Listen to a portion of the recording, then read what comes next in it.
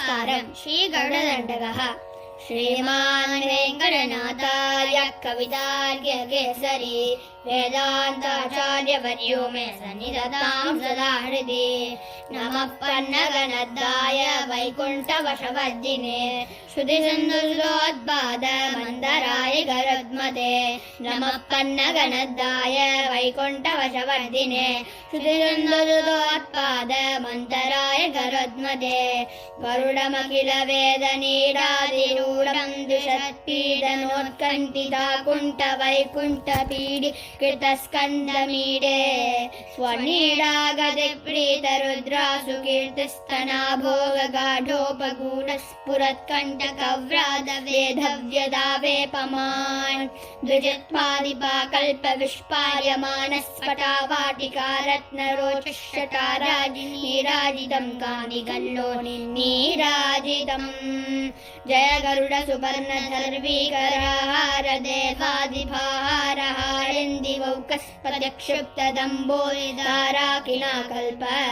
कल्पान्दवादूलकल्पोदयानिर्भवीरादिदोषचमत्कार दैत्यादिजैत्वजारोह निर्धारितोत्कर्ष संकर्षणात्मन् गरुत्मन् मरुत्पञ्चकाधीश सत्यादिमूर्ते न कश्चित् समस्ते नमस्ते पुनस्ते नमः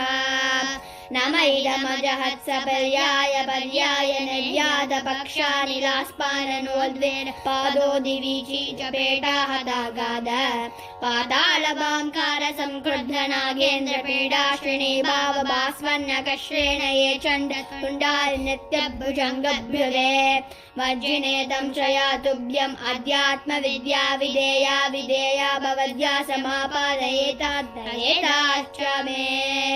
मनुरनुपदपक्षि वक्त्रस्फुरत्कारकस्तावकश्चित्रबाणप्रिया शेखरस्ता काम्नष्टिवर्गापवर्गप्रसूतिः